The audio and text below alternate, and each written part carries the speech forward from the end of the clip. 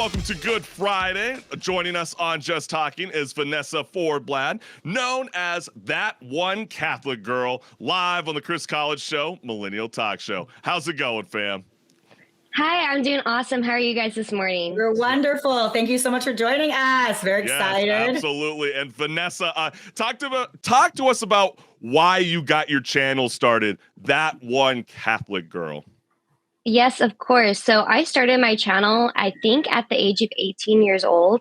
And so I wasn't very much of a practicing Christian for basically my entire life.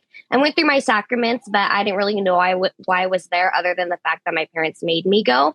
It wasn't until I turned 18 did I have this revelation that I wanted to start teaching about the faith, and I fell in love with studying it. I fell in love with teaching it. And honestly, if we're going to tell all my secrets, it was really because I wanted to try to convert the boyfriend I was with at the time. But that didn't end up working out. But I ended up getting left with a beautiful channel. And I've been doing it for about 5 years now. It's crazy. Yeah, I mean, and so you said at 18 years old is when you started to first become interested in your faith, even though you had parents that raised you in the Catholic faith? Yes, exactly. So I went through my sacraments. I went through my confirmation classes, which I teach confirmation right now. So I'm seeing what my students are like, how they respond to my teachings. I'm like, I was just like you. Just wait, maybe till you turn 18. Maybe you'll have a Catholic YouTube channel. We don't know. But I fell in love with I fell in love with studying the faith at 18, and I love to talk. And so I was trying to figure out, what do I want to talk about for the rest of my life? And I chose the Catholic faith. Are you going to go into possibly being a nun later on? I mean, that's no. Okay, I was like, how much are you really going to commit? well, I don't think I'll be a nun because I wanna have a family and kids one day. But right now, I'm actually going for my master's in theology. Oh, so nice! Wow. Yeah, thank you. I studied communications at Cal State LA, and I got my bachelor's. That was the year 2020. And so the year 2020 had a lot of time to decide where I wanted to go. And so 2 years later, I decided to start studying at a seminary. So all of my classmates are priests and nuns. So it's interesting when I address them on our forums online. I'm like, dear father, dear sister. And it's very interesting for me. But yeah, it's exciting stuff. Well, clearly it sounds like faith has influenced your daily life and your decision making. I mean, you kind of started off the top of this segment as saying, I had this ex-boyfriend that I was trying to convert to the Catholic faith, but he just wouldn't jive with it. So when you were speaking about this new revelation that you found at an early adulthood, what is it that you seek in this post-life that we call adulthood? I think my direction is a little different than a lot of people my age. I am 25, and I've decided that what I want to focus on and what I want to make a career out of is teaching about the faith online, and hopefully one day in Catholic media, like on Catholic radio or Catholic TV. But what I found so important in my life is that just having a foundation of just having structure, tradition, values have really set forth my life in a positive way. And so I like to teach my viewers about it, my students about it, because I just see the beauty of having something like that in your life. And I think it's really great that you jump on this, because as I grew up in a Christian faith in that sense, but I find myself more spiritual than I would say a Christian. I believe in God. I do not go to church. I don't have that, but I have a daughter.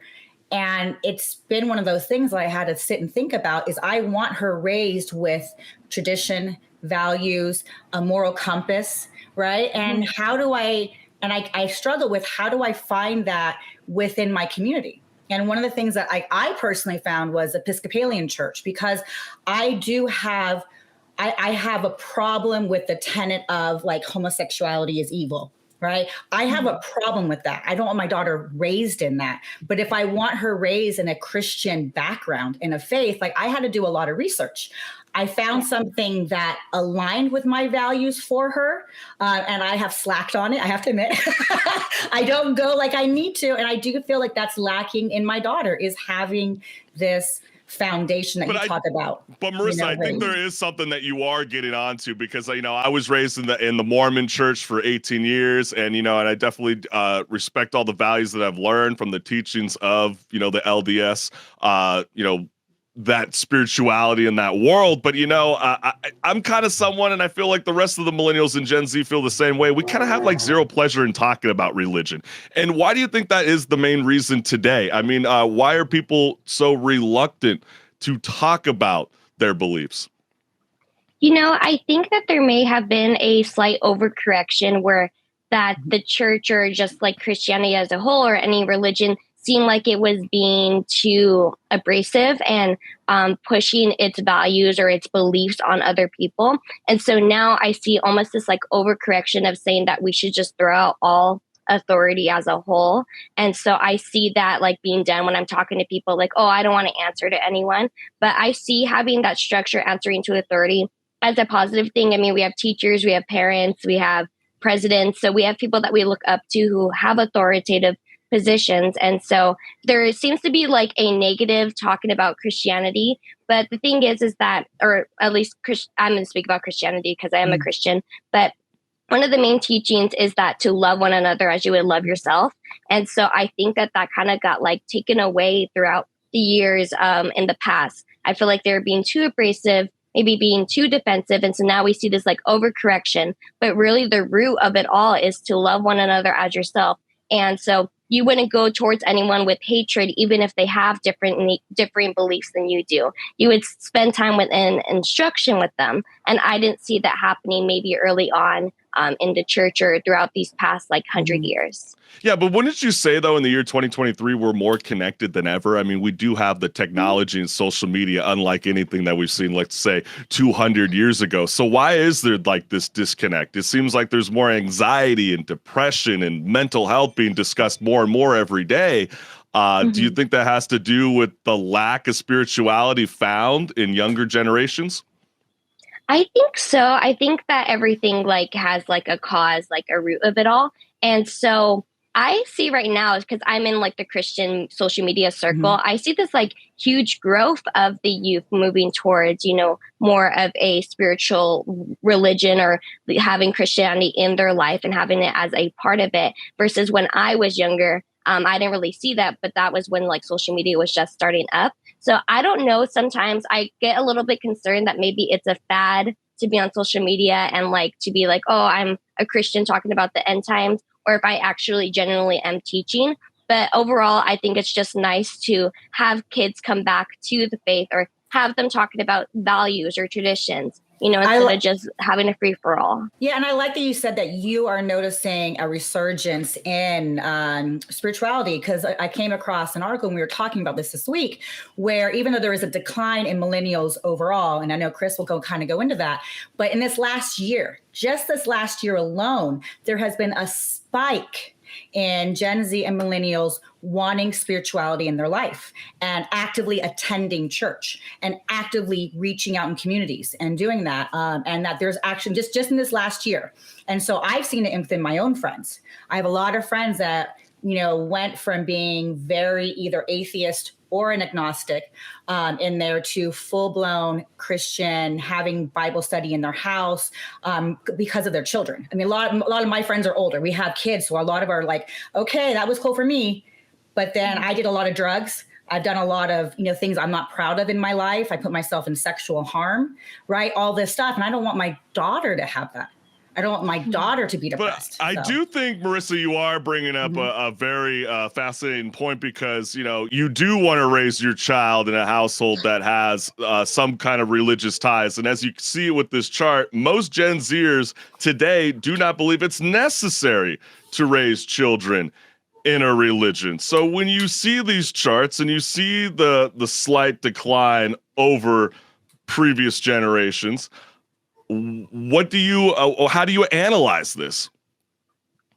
See, I don't know who they studied in that case study, because maybe it's just my circle. Maybe my TikTok feed is just all Christianity. So maybe that's why, but I do see this extreme resurgence, and it's almost like the pendulum has swung back, like maybe people have like lost this sense of structure and now they want the structure back. When I talk to my students in my classes, I do hear this like need for structure or authority. They may not want me to tell them exactly what they want me to what they want to do. But I do see this need from them that they want someone to tell them what's right and what's wrong, or at least provide them with some guidance instead of saying, do whatever you want. That's how I'm seeing it. And I can see it like as a guidance, because I think that when, at least, and I'll speak for myself, when I'm at my lowest, when I'm at my most depressed, my most darkest moment, like I do pray.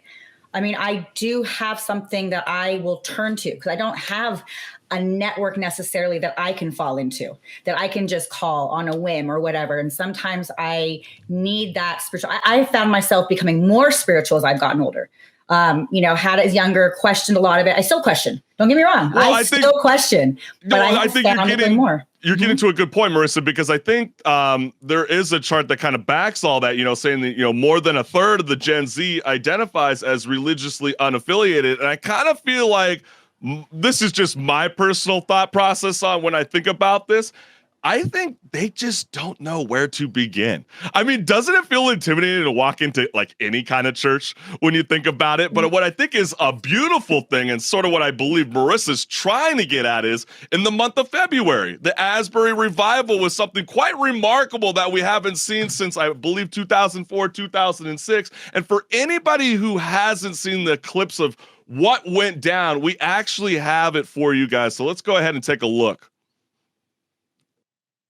People lined up for blocks.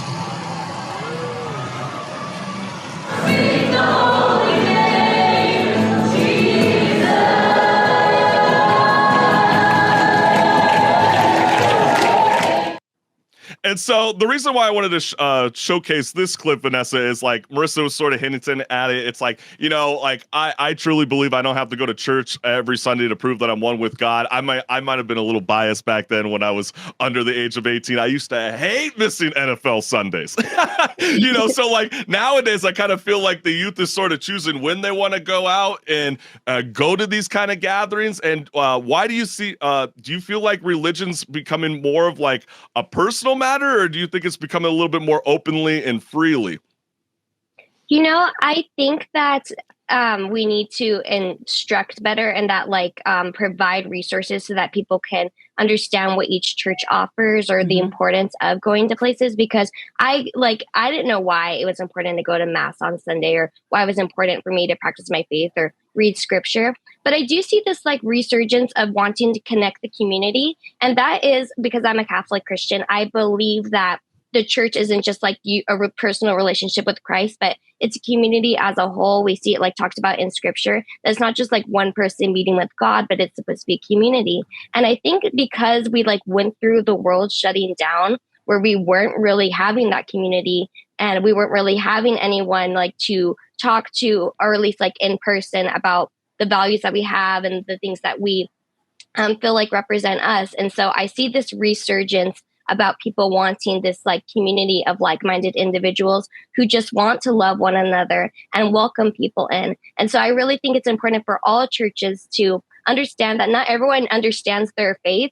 And so it's our job as whatever church that we're a part of to represent our faith and teach about our faith. And that's what I'm trying to do on the internet. When I first started my Catholic YouTube channel, I was defensive. On my channel, I was kind of being abrasive, saying I'm right and you're wrong. But as I've grown throughout the years, I recognized that, people just genuinely have questions, and I should be in the position to want to answer those questions with love, charity, and humility. And I think that's what's happening in this resurgence of wanting community in our lives.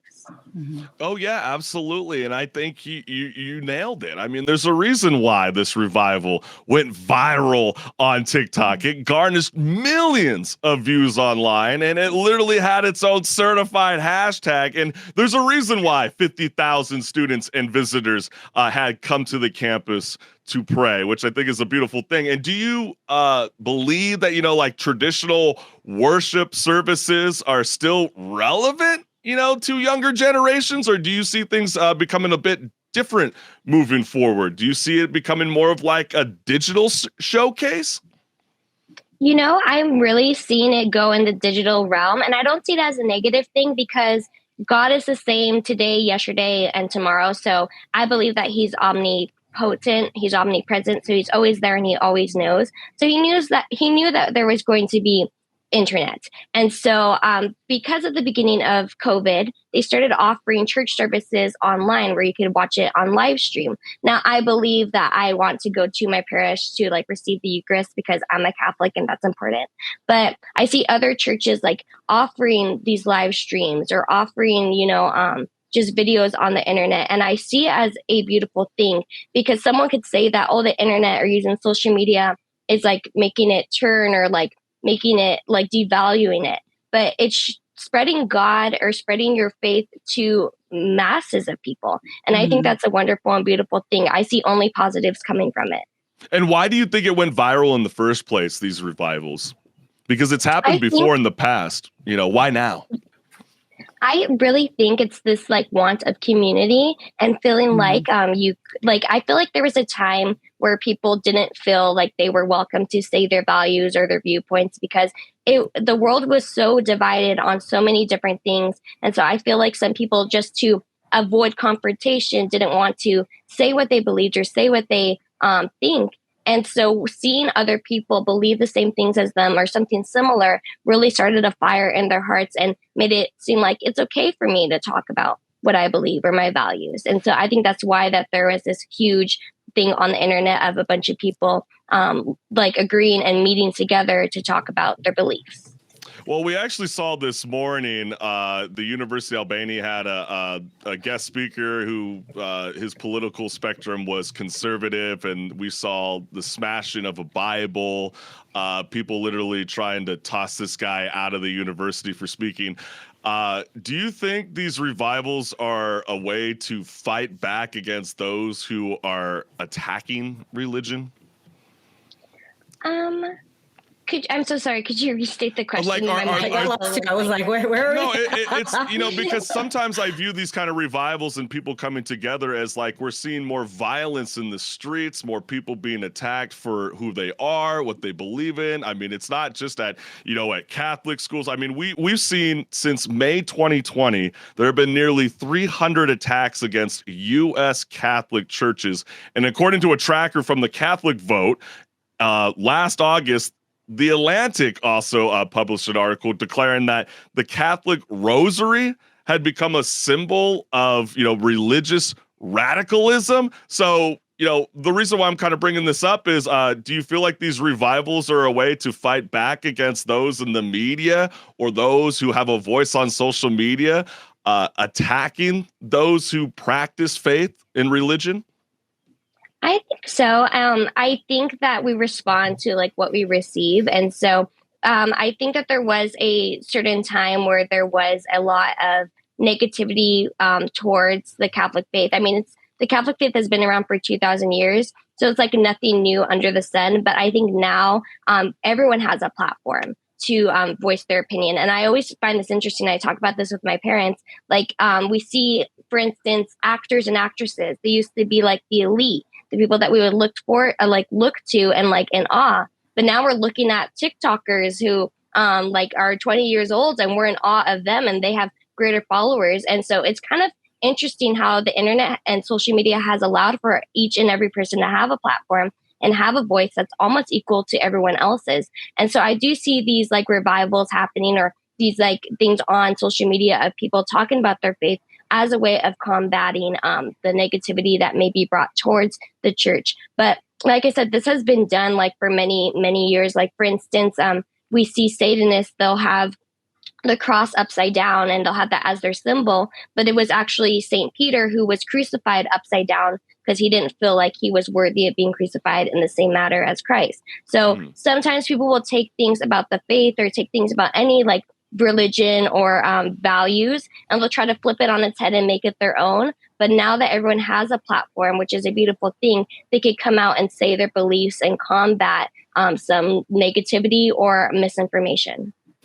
Yeah, I think you raised such a beautiful point. I think that is so true. I know with the Asbury revival, just that one particular example, they kept saying, we don't want celebrities to show up. We don't even want news organizations. The beauty about this whole revival is people are just coming because of the word of God, you know, technology, social media, and etc. I think that is such a cool thing. And since we got a few minutes with you, I know that there was something really fun that you like to do as a side thing that has actually been blowing up. You have like 2 different channels. Obviously, you do That One Catholic Girl, but you also do burrito reviews, which I kind of thought was pretty cool. Why this? I mean, you do it with your 93-year-old grandma? Yeah, I do. I don't know where it actually started. I'm not a picky eater. Like, there's nothing that, like, if I go to a burger place, I get everything, tomato, onions, I get everything. So I'm not a picky eater whatsoever. But randomly one day, I was just like, I should start a bean and cheese burrito review page.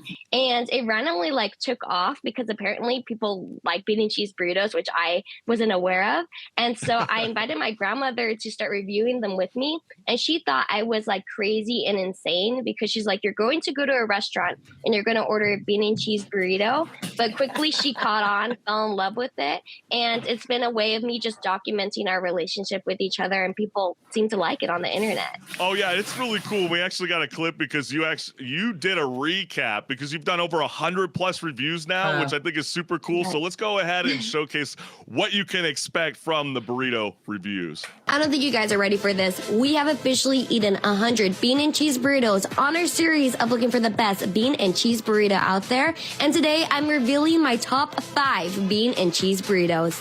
Coming in 5th, we have El TEPEYAC, number 1. In 4th place, we have Tacos Baja. 3rd place, we have El Palon Meat Market and Restaurant. 2nd place, we have Taqueria El Tapatio. And coming in 1st place, we have Las Comadres. I want to thank you guys all so much for coming on this journey with us. What should we do next? I don't think you guys are ready for this. We have officially eaten 100 bean and cheese burritos. Don't do it again. I want to speak with Vanessa. I mean, this might sound like really random, but like, obviously you've eaten over 100, bean and cheese burritos. Is it start with the beans? Is it the cheese factor? I mean, what is it? I mean, is it them trying to put their own like homemade sauce into the mix that like could really go, nah, that ain't it? Well, if you saw at the end, I have this thing referencing a Google Doc I have, which has like over 100 pages. And I break down every part of the burrito into different categories. And I give them each a score, and then I get the average score. So I rank it on tortilla, beans, cheese, and size to price ratio. Like, is it really worth the price that they put it at? But honestly, there's some places where the tortilla and the cheese are amazing and the beans are not. There's some places where the... It was on one of your reviews. It was in Whittier, and I'm telling you, you're like tortilla bomb, cheese to bean ratio bomb, but the beans kind of flavors, literally same thing. I had it, and I was like, yep, those beans. There's no flavor in it. There's no love. I don't know what was going on. Love the cheese, love the tortilla. It was, but I have to say, I appreciated your honesty with it because it was spot on. I did try it, and you had a spot on review. And what county really kind of throws it down in Southern California? So I really like the OC, but if I'm going to be honest, I know you asked for Southern California, but Las Vegas makes like awesome Mexican food. So I'm actually heading... Because there's not too many cats that reference Las Vegas out of all places. It's usually like the Texas scene or California. I don't know why it's so good, but like my best bean and cheese burritos are in Las Vegas, except my number 1 is in La Mirada, which I found out is LA County. But I still consider OC because it's like borderline. But yeah, Las Vegas has really good bean and cheese burritos. Okay, well, you heard it first. I mean, I actually want to stay away far as possible from Sin City, but maybe you're giving me a tiny reason why I would want to come back. But yes, Vanessa, you have been such an amazing soul with us on the Chris Collins Show, Millennial Talk Show. And for everybody that wants to follow both of your channels, go ahead and check out That One Catholic Girl and on TikTok at Burrito Review. So Vanessa Forsblad, it's been awesome talking with you on this Good Friday. You're wonderful. Thank you so very much. Thank you so much for having me. This was such a pleasure. Absolutely, Vanessa, and have a beautiful rest of your Easter Sunday.